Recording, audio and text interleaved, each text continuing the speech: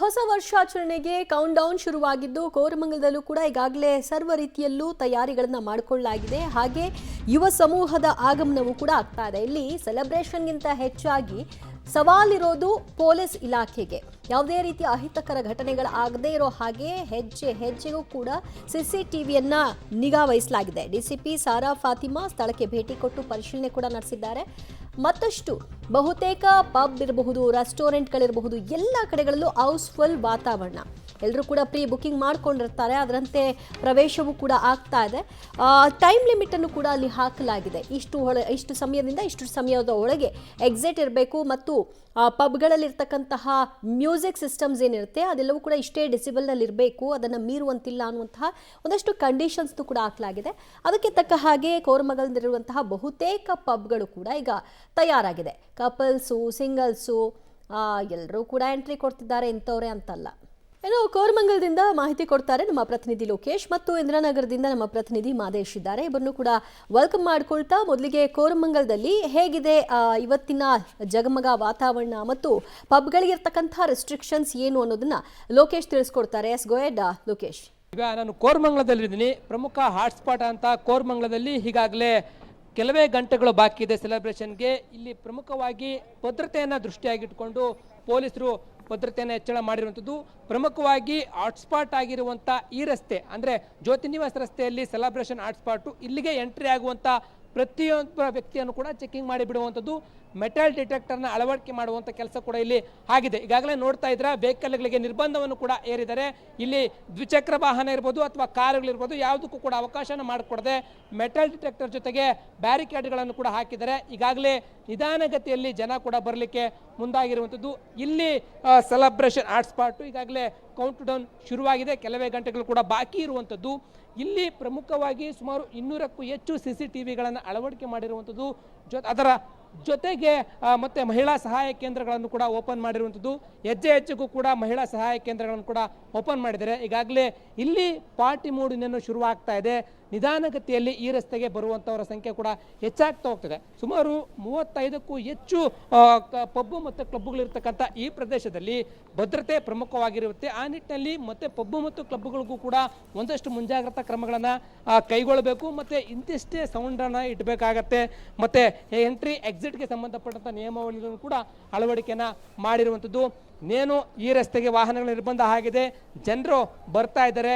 Celebration ನಿನ್ನೆ ಶುರುವಾಗುತ್ತೆ.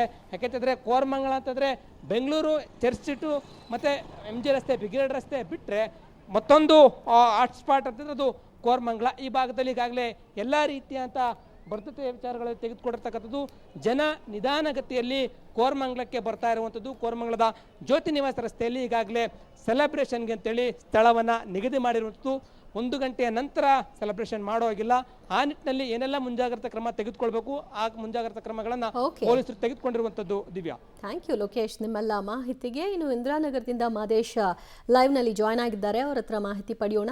ಮಾದೇಶ್, ಸದ್ಯ ಇಂದಿರಾನಗರದಲ್ಲಿ ಹೇಗೆ ತಯಾರಿಗಳನ್ನು ಮಾಡಿಕೊಳ್ಳಲಾಗಿದೆ? ಬರ್ತಾ ಎಲ್ಲರೂ ಸ್ಟಡಿಯಾಗಿ ಬರ್ತಾರೆ, ಆಮೇಲೆ ಬ್ಯಾಲೆನ್ಸ್ ತಪ್ಪೋದು, ಅಂಥವ್ರಿಗೇನೆಲ್ಲ ವ್ಯವಸ್ಥೆಗಳಾಗಿದೆ? ದಿವ್ಯಾ, ಖಂಡಿತವಾಗ್ಲೂ ಇಂದಿರಾನಗರ ಸಕಲ ರೀತಿಯಲ್ಲೂ ಕೂಡ ಹೊಸ ವರ್ಷವನ್ನು ಬರಮಾಡ್ಕೊಳ್ಳೋದಕ್ಕೆ ಸಿದ್ಧವಾಗಿದೆ. ಎಲ್ಲ ರೀತಿಯಂಥ ಮುಂಜಾಗ್ರತಾ ಕ್ರಮಗಳನ್ನು ಪೊಲೀಸರಾಗಿರ್ಬೋದು ಹಾಗೆ GBA ಮಾಡ್ಕೊಂಡಿರುವಂಥದ್ದು. ಎಲ್ಲರೂ ತಮ್ಮ ತಮ್ಮ ಕುಟುಂಬಗಳ ಸಮೇತ ಜೊತೆಗೆ ಸ್ನೇಹಿತರಾಗಿರ್ಬೋದು ಈ ರೀತಿಯಾಗಿ ಪಬ್ಗಳಿಗಾಗಿರ್ಬೋದು ರೆಸ್ಟೋರೆಂಟ್ಗಳಿಗಾಗಿರ್ಬೋದು ಬರ್ತಾ ಇರುವಂಥದ್ದು ಈಗ ಶುರುವಾಗ್ತಾ ಇದೆ. ಅಂದರೆ ಕತ್ತಲಾಗೋದನ್ನೇ ಜನ ಕಾಯ್ತಾ ಇದ್ದಾರೆ ಅನ್ನುವಂಥದ್ದು. ಹೊಸ ವರ್ಷ ಸಂಭ್ರಮಾಚರಣೆಗೆ ಕ್ಷಣಗಣನೆ ಶುರುವಾಗ್ತಾ ಇರುವಂಥದ್ದು. ಈಗ 7 ಗಂಟೆಯ ನಂತರ ಅಂದರೆ ಕತ್ತಲಾದರೆ ಇಲ್ಲೆಲ್ಲವೂ ಕೂಡ ಅಂದರೆ ಲೈಟಿಂಗ್ ವ್ಯವಸ್ಥೆಯನ್ನು ಕೂಡ ಸಂಪೂರ್ಣವಾಗಿ ಈ 100 ಫೀಟ್ ರಸ್ತೆ ಏನಿದೆ 100 ಫೀಟ್ ರಸ್ತೆಯಲ್ಲಿ ಲೈಟಿಂಗ್ ವ್ಯವಸ್ಥೆಯನ್ನು ಕೂಡ ಮಾಡಲಾಗಿರುವಂಥದ್ದು. ಅಂದರೆ ಜಗಮಗ ಅಂತ ಈ ರಸ್ತೆ ಇರುತ್ತೆ ಯಾವಾಗಲೂ ಕೂಡ. ಇಲ್ಲಿ ಸೆಲೆಬ್ರೇಷನ್ನ ಜೋರು ಯಾವಾಗಲೂ ಕೂಡ ಇಂದಿರಾನಗರದಲ್ಲಿ ಈ ರಸ್ತೆಯಲ್ಲಿ ಇರುತ್ತೆ. ಸದ್ಯಕ್ಕೆ ಈ ಥರದ ವ್ಯವಸ್ಥೆಯನ್ನು ಮಾಡ್ಕೊಂಡಿದ್ದಾರೆ. ಜೊತೆಗೆ ಯಾರಾದರೂ ಬಂದಂಥ ಸಂದರ್ಭದಲ್ಲಿ ಅವರು ಪಾರ್ಟಿ ಜೋರಾಗಿ ಆಗಿದ್ದರೆ ಅವರು ಮತ್ತೆ ಮನೆಗಳಿಗೆ ಹೋಗೋಕ್ಕಾಗದೇ ಇದ್ದಂಥ ಸಂದರ್ಭದಲ್ಲಿ ಅಥವಾ ಯಾರಾದರೂ ಅಸ್ವಸ್ಥರಾಗಿದ್ದರೆ ಮಹಿಳೆಯರಿಗೆ ಅಂತಲೇ ಸೇಫ್ಟಿಗೆ ಸಂಬಂಧಪಟ್ಟಂಗೆ ಒಂದು ಟೆಂಟನ್ನು ಕೂಡ ಇಲ್ಲಿ ಹಾಕಲಾಗಿರುವಂಥದ್ದು. ಇಲ್ಲಿ ಮಹಿಳಾ ಪೊಲೀಸರು ಇರ್ತಾರೆ, ಮಹಿಳಾ ಸಿಬ್ಬಂದಿಗಳಿರ್ತಾರೆ.